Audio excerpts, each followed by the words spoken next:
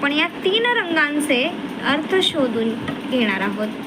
म्हणून कवितेची पुढची ओळ अशी आहे, 3 रंगांचे अर्थ शोधून पाटीवरती मांडा.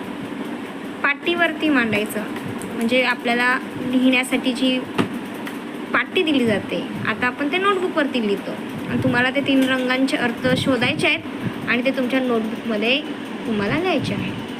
आता आपण पहिलं बघूया की त्याग, शौर्य आणि क्रांतीचा पाठ केशरी सदा द्यायचा. तुम्ही बघितलं असेल मुलांनो, तिरंग्यामध्ये जो वरचा रंग असतो तो रंग असतो केशरी. आता हा केशरी रंग का निवडलाय बरं, तर तो आपल्याला काय सांगतो, धाडस करायला, त्याग करायला आणि एक क्रांती घडवून आणायची, आपल्याला एक छान अशी शक्ती दाखवून प्रगती करायची आहे. म्हणून आपल्याला केशरी रंग कोणता पाठ देतो, तर त्याग आणि